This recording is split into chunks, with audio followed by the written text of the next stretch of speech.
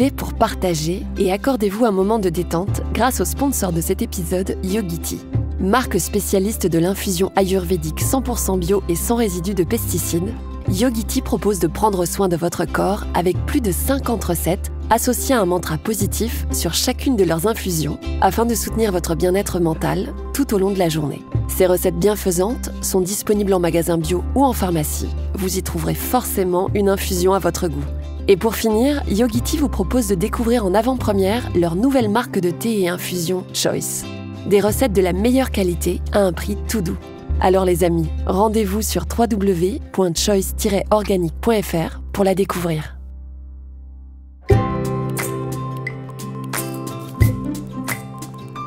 Bienvenue dans la saison 6 de Métamorphose, le podcast qui éveille la conscience. Au fil des semaines, je vous invite à découvrir avec moi des sujets inspirants portés par des personnalités lumineuses pour cheminer ensemble vers un éveil des consciences. Métamorphose, le podcast qui éveille la conscience. Tous les lundis et jeudis, dès 7h.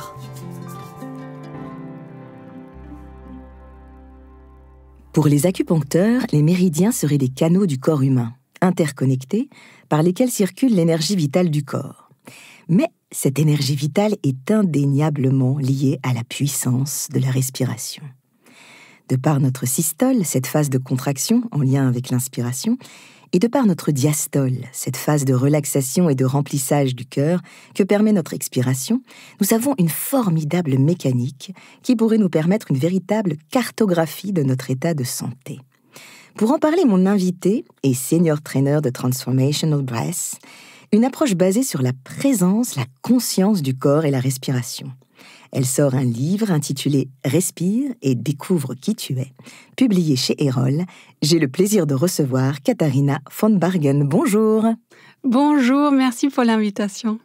Merci à vous. Alors, comment vous êtes-vous intéressée à l'importance du souffle ? Je pense qu'en général, on n'y pense pas trop dans notre vie normale. En fait, j'étais toujours attirée par la découverte moi-même et j'ai fait beaucoup de choses. Et donc, après avoir expérimenté déjà pendant, une vingtaine d'années, peut-être plein de techniques différentes, à un moment donné, j'ai découvert la respiration et au début, je me suis dit, mais ça sert à quoi ? Est-ce que ça peut vraiment amener quelque chose de tellement différent par rapport aux autres outils que j'avais déjà expérimentés ? Et après, j'étais vraiment bluffée parce que il y a une telle puissance dans la respiration, dans le travail de breathwork, de la technique que j'enseigne. Et ça m'a vraiment bouleversée parce que je me suis retrouvée vraiment en moi, avec moi, d'une manière très profonde. Et j'ai pu trouver une manière de mieux gérer ce qui se passe en moi.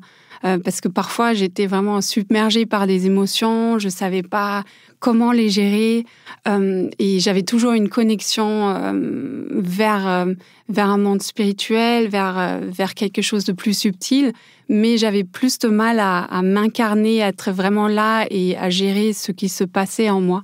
Et donc là, j'ai découvert avec la respiration quelque chose de très profond, en fait, qui m'aide à mieux vivre mon quotidien et être pleinement moi-même et aller dans l'action. Donc il y a à la fois une meilleure connexion à soi, meilleure connexion au monde, meilleure connexion aux autres. Comment est-on défini par notre souffle, en termes de personnalité, de santé, de manière d'être au monde ? Ça, c'est une super question parce que on n'y pense pas vraiment, mais notre manière de respirer reflète notre manière de vivre. Donc, on peut lire notre respiration comme si on lisait un bouquin sur notre vie. Ça raconte un peu l'histoire de notre vie parce que chaque événement, chaque expérience de vie se reflète dans notre manière de respirer. Si on est, par exemple, en haut d'une montagne, on respire pleinement, c'est ouvert, on est détendu.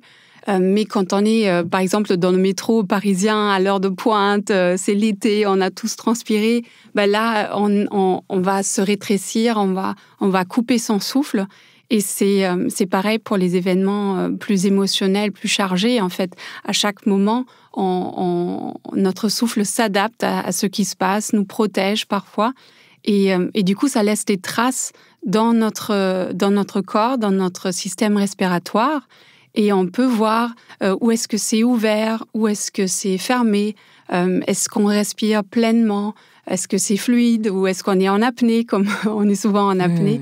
Donc on peut vraiment voir qu'est-ce qui s'est passé dans notre vie et c'est notre corps qui est comme une banque de données qui a tout enregistré. Alors, vous disiez que vous vous y êtes pris peut-être comme cobaye au tout début pour essayer de voir en quoi est-ce que le souffle pouvait vous permettre de mieux vous situer. Est-ce que vous pouvez nous dire justement quelles étaient les parties à l'intérieur du corps qui ne permettaient pas une respiration pleine avant de faire ce travail de Transformational Breath? D'ailleurs, vous allez nous expliquer un peu ce que c'est. Transformational Breath, on peut peut-être aussi dire la respiration transformatrice, c'est plus facile pour les francophones. En fait, c'est une manière de respirer qui aide à aller vraiment dans sa plénitude et à retrouver ce souffle libre et détendu qu'on avait tous quand on était bébé. Parce que quand on regarde un bébé respirer, on voit que c'est ouvert, c'est libre, c'est détendu. Et suite à nos expériences de vie, en fait, ça se referme, ça se rétracte au fur et à mesure. Et donc, on peut voir dans notre respiration où est-ce que ça s'est bloqué.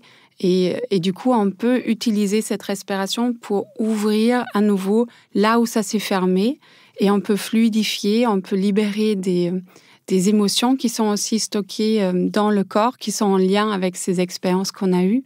Et donc, on utilise une respiration diaphragmatique, donc, où on respire dans le ventre. On respire de manière continue. C'est assez dynamique. Et on utilise aussi le son, le mouvement, l'acupression. Donc, tout à l'heure, dans l'intro, vous avez parlé de la cartographie du corps. Et on a des points qui ressemblent un peu aux méridiens. C'est pas tout à fait pareil. Mais c'est des zones qui sont symboliques pour certaines choses qui se passent dans notre vie. Et du coup, on peut appuyer sur ces zones là où ça s'est bloqué en utilisant aussi des affirmations. Et comme quand on respire de cette manière diaphragmatique, connectée, dynamique, en fait, on rentre très rapidement dans un état de conscience modifié. Et c'est là où on peut accéder au subconscient pour libérer ces blocages, ces croyances limitantes, ces blocages émotionnels qui sont là. Oui, alors vous, justement, quand vous avez découvert cette méthode, vous avez réalisé que le blocage était où, en fait? Vous avez réalisé que dans votre cartographie, il y avait quel endroit qui était en résistance? Chez moi, c'était surtout une respiration dans le bas-ventre qui manquait. Donc, c'était un manque d'ancrage, comme on dit en respiration transformatrice, parce que c'est vraiment la fondation de notre demeure physique. C'est vraiment comment descend la respiration jusqu'en bas. Et donc, moi, j'avais vraiment un manque d'ancrage. Et donc, on m'a amené dans les séances de respiration de respirer davantage dans cette zone. Du coup, il y avait une plus grande incarnation, je dirais, qui s'est faite, une plus grande connexion à ma puissance et aussi une manière de vraiment participer à la vie et être pleinement active et ne pas être seulement dans mon petit coin en train de méditer, mais vraiment faire des choses concrètes dans la vie. Alors, si j'ai parlé de Transformational Breath, c'est-à-dire de respiration transformatrice en anglais, c'est parce qu'il y a tout un courant que vous allez nous expliquer, sachant que la respiration, au niveau scolaire, je dirais, existait déjà dans la Grèce antique, avec les fameuses écoles pneumatiques. Tout à fait, même avant, parce qu'en Orient, il y a déjà eu le tai chi, le yoga, etc. Donc la respiration, elle existe vraiment dans toutes les traditions mystiques, médicinales. Le souffle a déjà pris toujours un rôle important. Mais en Occident, on l'a découvert beaucoup plus tard. Oui, il y avait la Grèce antique, mais avec la médecine plutôt fonctionnelle, etc. En fait, on a perdu un peu cette notion du souffle. Et c'est plutôt avec Wilhelm Reich et Jung que ça a repris. Et puis, depuis les années 70, il y a eu un courant qui est venu avec le breathwork, donc avec toutes les techniques de respiration qui visent plutôt la transformation, donc qui sont plutôt intenses, c'est là où il y a eu une vraie ouverture de ce champ. Parce qu'on peut faire une distinction entre 3 courants de respiration en général. Le premier étant celui du mindfulness, de la pleine conscience, où on est dans cet état de méditation et on observe tout simplement sa respiration. Donc là, on respire plutôt par le nez.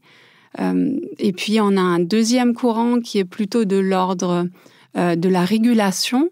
Là, on retrouve les respirations de yoga, aussi la cohérence cardiaque. La cohérence cardiaque, par exemple, elle régule le système nerveux avec le système sympathique et parasympathique. Donc là, pour bien expliquer la cohérence cardiaque, on est sur de la respiration qui va être imposée avec un certain nombre de secondes où on inspire, un certain nombre de secondes où on est en apnée, un certain nombre de secondes où on expire. Donc on impose au corps une façon de respirer, c'est ça? Tout à fait, tout à fait. Donc, on est dans une respiration qui va plutôt contrôler quelque chose. Donc, contrôler un système dans notre corps pour le rééquilibrer. Et puis, dans le troisième courant, donc celui de la transformation, là, on trouve les techniques de breathwork, donc la respiration holotropique, la respiration comme le rebirthing, les respirations chamaniques et transformational breath. Et là, on vise quelque chose où on va plutôt devoir lâcher prise. Donc, c'est là où on va plutôt regarder comment on peut amener une énergie plus puissante pour transformer quelque chose. Donc là, on respire plutôt par la bouche. On a souvent une respiration connectée et donc sans faire de pause. Et c'est ça qui nous met dans un état modifié de conscience très rapidement. Et on peut, dans la respiration holotropique, on va plutôt chercher un élargissement de conscience. Et en Transformational Breath, on vise un peu les 4 plans de l'être, que ça soit physique, parce qu'on regarde aussi physiologiquement qu'est-ce qui se passe, comment on peut améliorer la respiration. Mais on traite aussi la libération émotionnelle. Et puis la reprogrammation et l'ouverture mentale. Et puis il y a tout de suite, quand on rentre en état modifié de conscience, une reconnexion avec notre soi profond, donc sur le plan spirituel. Alors, vous n'êtes pas seulement enseignante, vous êtes aussi coach. D'ailleurs coach vocal aussi, et on voit qu'il y a toutes sortes de personnes qui viennent vous voir, en particulier des gens qui sont en termes professionnels, en entreprise, dans des institutions. Qu'est-ce qui vous est demandé le plus souvent et comment vous faites pour justement permettre la limite à cette transformation? Parce que je suppose que quand vous avez un manager qui vient vous voir, il n'a pas beaucoup de temps et il faut qu'il y ait un maximum de retour sur investissement de temps. Donc qu'est-ce que vous leur faites faire et surtout, pourquoi les gens viennent vous voir? C'est assez étonnant que le monde de l'entreprise s'intéresse à la respiration dans un premier temps, parce qu'on se dit, mais pourquoi ils viennent? Parce qu'eux, ils cherchent justement des résultats rapides. Mais c'est là où la respiration transformatrice est vraiment extrêmement efficace, parce que ça prend pas des années et des années de pratique, mais on peut tout de suite, en faisant quelques minutes de respiration de cette manière, il y a tout de suite un alignement qui se crée sur tous les plans et il y a une plus grande présence à soi, il y a une créativité qui se met en route et on est vraiment inspiré et on peut se connecter aussi de cœur à l'autre. Et donc, quand un leader, quand un dirigeant viennent me voir, c'est souvent pour des prises de parole, pour des grands moments sur scène et aussi pour mieux inspirer et leader ses équipes. Donc, il faut vraiment incarner pleinement son message. Il faut vraiment être un modèle et une inspiration pour les autres. Donc, du coup, ça demande un recentrage sur soi et une cohérence intérieure. Est-ce qu'on pourrait dire par rapport à ces 3 techniques de respiration dont vous nous avez parlé, est-ce qu'on pourrait dire que pour quelqu'un qui veut trouver un moment de repos rapide, eh bien la pleine conscience serait suffisante. Pour quelqu'un qui voudrait calmer ses angoisses, là, ce serait plus une respiration yogi. Et pour quelqu'un qui voudrait incarner, donc presque changer de rôle ou maximiser son rôle, par exemple transformer le manager en leader, ou alors oser pouvoir, on va dire, être charismatique, c'est là où la Transformation Breath, ça suppose le côté méthode transformatrice. Est-ce qu'on pourrait dire ça? Oui, on pourrait dire ça. En fait, chaque manière de respirer a ses avantages, a ses bienfaits, et on les utilise à des fins différentes. Donc effectivement, si on veut se calmer, on va plutôt faire une respiration par le nez, on va peut-être faire une expiration plus longue pour activer le système parasympathique.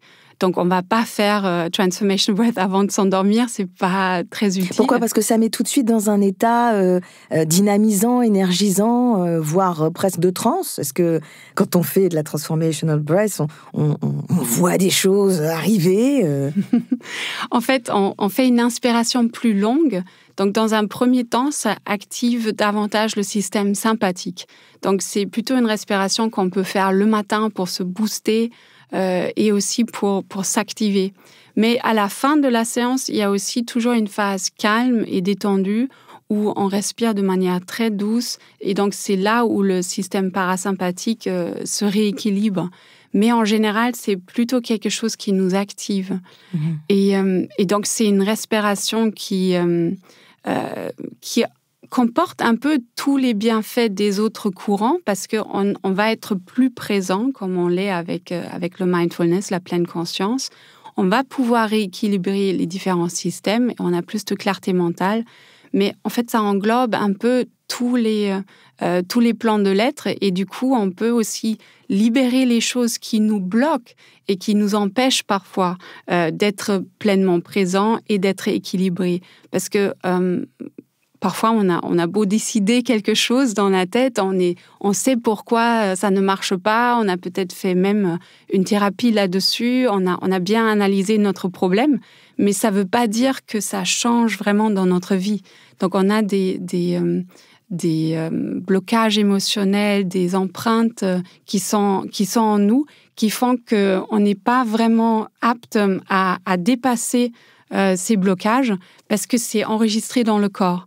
Donc, l'avantage de la respiration transformatrice et de toutes les pratiques de breathwork, c'est de pouvoir aller dans ces mémoires cellulaires, on peut dire, dans ces mémoires du corps qui ont besoin d'être libérées, d'être entendues, parce que pour transformer quelque chose en profondeur, il faut le vivre sur tous les plans. Il ne faut pas que ça reste uniquement dans la tête. Donc, vous voulez dire qu'en fait, ça pourrait éventuellement être un très bon complément à une psychothérapie ou un travail de psychanalyse. Alors, je dis bien complément parce qu'on n'est pas là pour se substituer à quelque chose qui est médical, mais ça pourrait permettre, par exemple, à une personne d'enlever tout ce qui est rumination ou essayer de travailler des blessures. Tout à fait. Tout à fait. En fait, toutes les pratiques sont complémentaires et comme vous dites, on n'est pas là pour enlever une pratique et remplacer par une autre parce que je pense qu'il y a chaque chose à sa place. Et si quelqu'un se sent appelé de faire une thérapie verbale, c'est très bien. En fait, il faut vraiment s'écouter. Mais l'avantage de la respiration et de ces techniques plus intenses de respirer, c'est vraiment de pouvoir creuser en profondeur. Et c'est comme un accélérateur, en fait, du processus. Donc, si on fait une thérapie verbale, ça va prendre un peu plus de temps et on va y aller plus en douceur. Avec Transformational Breath, on va mettre un peu un boost pour aller plus rapidement. Alors, vous aviez déjà fait une méditation guidée par le souffle, qu'on a pu écouter sur Métamorphose. Je vous conseille vivement d'écouter le numéro de Métamorphose dédié sur cela. Mais ce que j'aimerais aujourd'hui vous demander à Katharina, c'est pas une méditation guidée, c'est juste de nous donner un petit exercice facile qui nous permettrait déjà, j'allais dire, de prendre le pouls de notre respiration. Savoir si justement, à ce moment-là de notre vie, on a une respiration qui va nous permettre de pouvoir relever un challenge, un défi, un moment difficile. Donc, comment est-ce qu'on peut voir qu'on est dans une respiration, je dirais, empêchante, une respiration qui n'est pas la plus fluide possible? Et puis, bien sûr, qu'est-ce qu'on peut faire, justement, pour dénouer les tensions et puis faire en sorte qu'on puisse comprendre où est-ce que c'est bloqué? Dans un premier temps, je pense que ça serait intéressant d'observer où est-ce qu'il y a du mouvement dans sa respiration et où est-ce qu'il n'y en a pas. Donc, par exemple, on peut poser tout simplement ses deux mains, une main sur le ventre, une main sur la poitrine, pour sentir, en fait, quand je respire, qu'est-ce qui bouge? Quelle partie de mon système respiratoire bouge? Donc, vraiment, sur le bas-ventre, une main, et l'autre sur la poitrine. Et quand on respire, sentir, est-ce que mon ventre se lève à l'inspire, se gonfle, ou est-ce que c'est plutôt ma poitrine? Et de vraiment juste observer, rester avec. Et puis, l'invitation, ça serait dans un premier temps de vraiment se détendre, peut-être sentir aussi où est-ce que j'ai des tensions dans le corps, est-ce que je peux relâcher les épaules, est-ce que je peux relâcher la mâchoire. On peut aussi ouvrir un peu la bouche, peut-être pour détendre davantage. Et ça va peut-être amener déjà plus de souffle dans le ventre. Parce qu'en fait, c'est vraiment cette respiration ventrale qui va nous donner plus d'ancrage, plus de puissance et qui va envoyer un signal au cerveau que tout va bien, je suis en sécurité. Parce que qu'est-ce qui se passe quand on est stressé? On respire plutôt dans la partie haute, on respire de manière thoracique et ça envoie un signal au cerveau qu'il y a un danger, je suis menacée, donc ça crée beaucoup de stress. Donc, dans un premier temps, l'invitation, ça serait vraiment de relâcher et de respirer dans le bas-ventre. Donc, à l'inspire, de laisser venir le ventre se gonfler et puis à l'expire, de vraiment relâcher, de vraiment laisser aller. Parce que ça, c'est les deux dynamiques de la vie. En fait, à l'inspire, on s'ouvre et on est en confiance, on est ancré, on est en sécurité. Donc, on s'ouvre en toute confiance. Et à l'expire, on lâche, on laisse aller. Et donc, c'est l'activité, le repos, c'est le jour et la nuit. C'est vraiment ces deux dynamiques qui se retrouvent dans la respiration. Intéressant, hein, c'est vrai que quand on le fait, là je le faisais pendant que vous étiez en train de le décrire, on sent le déverrouillage successif des différents endroits. Et puis on sent que le corps triche un petit peu parce que dès qu'on met la main sur le ventre, immédiatement, le ventre, il se dit « Ah, oups, c'est à moi de bouger !» Et donc on a une concentration de l'énergie qui va venir sur le ventre. On a parlé de la population d'entreprise. Est-ce que vous avez aussi des étudiants qui viennent vous voir, par exemple, pour réussir à des examens? Est-ce que vous faites avec ce procédé de respiration, vous faites de la visualisation mentale de la réussite? C'est aussi très à la mode de pouvoir parler de ça. Donc, est-ce que vous rajoutez aussi une dimension visuelle ou alors tout n'est que focalisé sur la mécanique de la respiration? En Transformational Breath, on a plusieurs approches, en fait. On fait appel au souffle parce que c'est vraiment l'outil le plus important. Mais on pose toujours, avant une séance de respiration, on pose une intention. Donc, on va avoir un moment où on va parler de qu'est-ce qui se passe dans ma vie, qu'est-ce qui me tient à cœur, vers où je me sens appelée maintenant. Et donc, on va creuser un peu, c'est le moment coaching. Et puis, à la fin de ce coaching, on va trouver une phrase qui nous parle vraiment, qui nous met dans une vibration, qui nous fait résonner. Parce que c'est ça un peu le panneau indicateur pour dire c'est par là que je veux aller. Et ensuite, on passe au souffle pour que lui nous montre le chemin pour y arriver. Et pendant justement l'exercice du souffle, on se répète la phrase vers laquelle on a lancé l'intention? En fait, c'est pas au respirant de le répéter, même si ça peut arriver que ça revienne dans la séance, parce que l'idée, c'est vraiment de plonger à l'intérieur de soi et de ne pas rester dans le mental. Mais c'est plutôt le facilitateur, donc celui qui accompagne la séance, qui va utiliser cette phrase, mais aussi plein d'autres phrases d'affirmation qui aident en fait à dénouer ce qui est à dénouer. Parce qu'on est dans cet état plus ouvert de conscience modifiée, où on peut accéder plus facilement au subconscient et le reprogrammer. Donc, on a des affirmations qui sont en lien avec la cartographie du corps qu'on utilise pour justement semer des nouvelles graines à l'intérieur de nous. Alors, est-ce que vous pouvez nous donner des exemples concrets de personnes qui sont venues vous voir et vous, en tant qu'accompagnatrice, vous avez pu aider cette personne à aller sur quelque chose qui est touché à la mise en mots, en fait, qui pourrait aider ensuite à trouver une fluidité au niveau respiration. Est-ce que vous avez un exemple, une anecdote à nous donner? Alors, peu importe, bien sûr, la population qui a été choisie. Il y a tellement d'exemples. Là, il faut que je réfléchisse. Alors, je vais vous donner un exemple. Je pense que ça intéressera plusieurs personnes. C'est vrai qu'en ce moment, c'est un peu compliqué avec le stress qu'on peut avoir, les difficultés vis-à-vis de la violence aussi, à laquelle on est exposé toujours au niveau réseaux sociaux, au niveau des images. Et il y a plusieurs personnes qui sont très introverties, qui ont peur même de pouvoir s'exposer, on va dire, même au social, à la relation. Qu'est-ce qu'on pourrait se dire pour justement essayer de retrouver une possibilité de fluidité dans les rapports relationnels, essayer de mettre cette angoisse terrible de côté? Comment est-ce qu'on pourrait essayer de trouver une phrase inspirante qui permette en fait un déblocage? Là, je reviendrai à nouveau sur cette respiration dans le bas-ventre où il y a la sécurité intérieure qu'on peut trouver. Et j'utiliserai peut-être une phrase comme « Je suis en sécurité ici et maintenant » et je fais confiance que la meilleure réponse va émerger.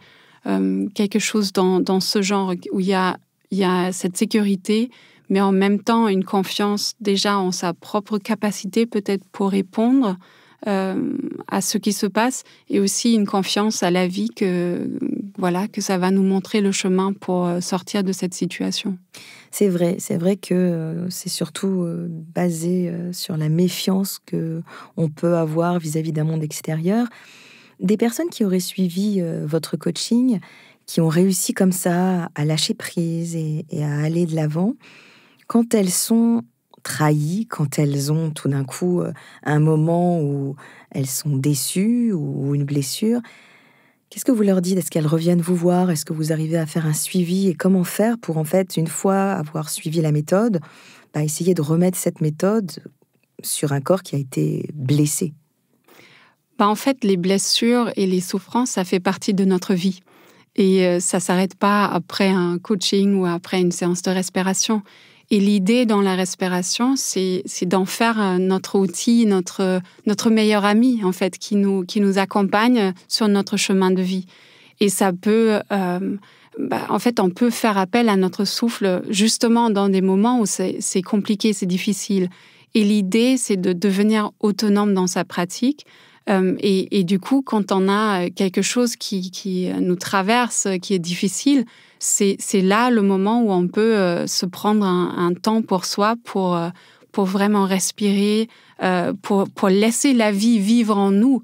Parce que qu'est-ce qui se passe quand on va pas bien? On va bloquer, on va fermer, on va se protéger, mais en fait, on empêche le flux de la vie de circuler. Et l'idée, c'est de laisser vivre la vie à l'intérieur de nous, l'accompagner et apprendre un peu à la surfer comme on surferait une vague de la mer, et d'aller vraiment avec le mouvement de cette émotion qui est là, pour la laisser vivre, pour la laisser s'exprimer. Donc, du coup, on peut aussi donner une voix, peut-être même faire du mouvement pour laisser circuler l'énergie dans le corps. Et puis, après, une fois accueilli, une fois embrassé, cette émotion a plus d'espace et du coup peut se détendre. Et c'est là où il y a un autre champ de vision qui s'ouvre, où on peut voir « Ah oui, mais peut-être il y a autre chose qui est possible », ce qu'on ne voyait pas avant parce qu'on était tellement sous l'emprise de cette émotion. Mmh. Ouais, c'est une façon comme ça de pouvoir ouvrir son champ de vision à autre chose parce qu'on a débloqué en fait le stress de la respiration. Vous parlez aussi que le souffle reflète quelque chose de transgénérationnel. Je trouvais ça très intéressant, c'est-à-dire qu'il existe une façon de respirer qui serait reliée comme ça en interconnexion avec différentes générations. Vous, quand vous êtes coach et que vous voyez quelqu'un venir à vous, est-ce que vous arrivez à sentir comme ça les différences, je dirais, tics de respiration liés à quelque chose que vous arriverez à décoder, à faire un diagnostic? En fait, on ne s'intéresse pas trop à comprendre exactement d'où vient une telle mémoire ou une telle manière de respirer. L'idée, c'est plutôt d'accueillir ce qui est là sur le moment, mais il est vrai que notre manière de respirer est héritée souvent de nos parents. Donc, c'est quelque chose qui se donne de génération à génération. De façon complètement inconsciente. C'est inconscient et c'est juste normal. Et du coup, il peut y avoir des mémoires dans le corps qui sont transmises comme ça. Mais en fait, on va plutôt regarder dans une séance de respiration qu'est-ce qui est là, ici et maintenant, où est-ce que c'est bloqué. Et on va s'occuper de ce blocage. Et parfois, la personne qui respire va avoir une vision ou une reconnexion spontanée qui va venir à une mémoire ou à une personne de son entourage, de sa famille. Mais ce n'est pas quelque chose qu'on cherche activement, c'est plutôt quelque chose qui se produit spontanément. Alors, Katharina, je vais quand même vous demander, quelle a été la séance de coaching la plus difficile en termes de souffle? Une personne qui était venue complètement bloquée. Est-ce que vous pouvez nous donner une anecdote, je dirais, d'alcôve, de coaching, pour savoir comment vous y êtes pris? Est-ce que ça a été long à travailler, à dénouer en termes de rapport à ce lâcher-prise que suppose la respiration, et surtout, en quoi vous avez vu cette transformation? En quoi la personne a vécu cette transformation par le souffle? Là, il y a tellement de choses qu'on pourrait raconter. En fait, les blocages et les intensités peuvent se jouer sur plusieurs plans. Ça peut être soit quelqu'un qui va être complètement dans une rage intense et qui va... Alors, il y a des personnes qui sont venues vous voir avec des rages intenses? Ah, mais ça arrive régulièrement, où il y a quelque chose... Parce que quand est-ce qu'on accueille notre colère et notre rage? On n'a pas un endroit vraiment pour exprimer ça. Et donc, dans une séance de respiration, on peut librement et sans contrainte, sans être jugé, sans devoir avoir peur qu'on va blesser quelqu'un, on peut aller exprimer expulser. Ça. Ouais. Donc ça se fait par des cris, par des mises en mots quand même. C'est pas seulement par le souffle. Il y a quand même une... Donnez-nous un exemple concret. Allez, je vais vous embêter jusqu'au bout. Est-ce qu'il y a des gens qui sont venus vous voir parce qu'ils étaient en colère contre, je sais pas, leur patron, contre leur conjoint, Donnez-nous un exemple pour qu'on puisse un peu situer. Oui, ça peut être parfois des personnes qui ont été peut-être violées ou qui ont eu des souffrances. C'est quelque chose de très grave. Oui, des abus vraiment intenses. Et à un moment donné, il peut y avoir une vraie rage qui remonte parce qu'on se dit, mais non, je ne veux plus être victime de cette situation.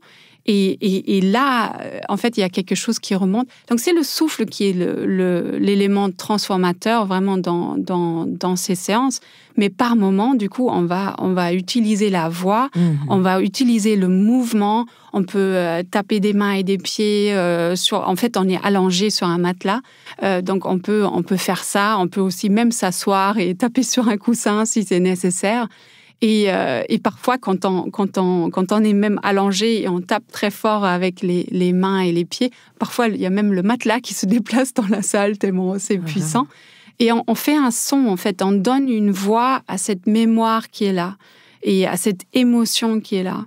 Et on cherche plutôt un son clair et puissant qui va nous connecter à notre puissance. Mais quand la souffrance est très grande et cette émotion qui remonte est vraiment très puissante, parfois ça sort comme un cri déjà et qui est vraiment chargé émotionnellement. Mais on cherche toujours ensuite à amener quelque chose de plus posé, plus clair, plus incarné pour vraiment sortir de cette émotion très tendue et aller dans quelque chose qui est plus expansif et détendu. Donc vous ne cherchez pas à l'expulser complètement, finalement, cette voix ou ce cri. Vous cherchez à faire en sorte que la personne sache où la placer dans le corps et éventuellement la réduire par rapport au fait que ça ait envahi le corps en termes de souffle. En fait, l'idée, dans un premier temps, c'est de donner une voix à ce qui n'a pas pu être exprimé. Donc ça, c'est le premier moment où quand on est complètement... catharsis, presque. Ouais, c'est ça. On est submergé par quelque chose qui est à l'intérieur de nous, de notre système. Et l'idée, c'est de le faire sortir. Parce que surtout dans des abus, on n'a souvent pas pu s'exprimer. Et donc, il y a cette surcharge émotionnelle qu'on va donner un exutoire à ça.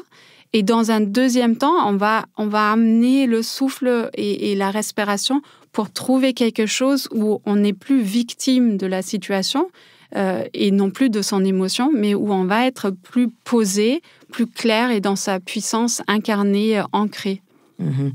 Alors, justement, votre livre « Respire et découvre qui tu es », quel est le message que vous voudriez dire aux personnes qui n'ont pas le temps de respirer, qui n'ont pas la patience d'attendre le fait de respirer, qui respirent en fait bien contents de ne pas en avoir conscience? Qu'est-ce que vous pourriez leur dire à ces gens-là? En fait, moi, je dirais chacun doit sentir s'il a envie de se lancer dans une pratique ou dans une autre. Si on n'a pas envie de venir, il ne faut pas venir. mais effectivement, la respiration est quelque chose qu'on fait de manière inconsciente, tout le temps, tous les jours. Si on n'en fait pas, après quelques minutes, on meurt. Mais comme c'est un moyen de se rencontrer, de voir un peu où est-ce que j'ai des blocages, où est-ce que je peux aller plus dans ma plénitude. Je pense que tout le monde a envie d'être plus épanoui, d'être plus heureux, d'avoir plus de plénitude dans sa vie. Et c'est là où le souffle peut nous aider. Un moyen de se rencontrer, c'est une très belle définition du souffle que vous nous faites aujourd'hui, Katharina. Merci. Merci beaucoup d'être venue dans Métamorphose pour nous expliquer comment mieux, justement, se rencontrer grâce à la respiration et au souffle. Je rappelle le titre de votre livre, « Respire et découvre qui tu es », publié chez Erol. Merci à vous et à très bientôt dans Métamorphose. Merci, c'est moi. Si vous avez aimé ce podcast, n'hésitez pas à lui donner 5 étoiles sur Spotify et surtout abonnez-vous gratuitement sur votre plateforme préférée pour ne manquer aucun épisode. Découvrez mes invités en avant-première sur Instagram à l'adresse Métamorphose Podcast et abonnez-vous aussi gratuitement dès maintenant à la newsletter Métamorphose pour être au courant de nos conférences, ateliers et de nos dernières actualités. Pour ça, rendez-vous sur notre nouveau site www.métamorphosepodcast.com. Métamorphose, le podcast qui éveille la conscience. Tous les lundis et jeudis, dès 7h.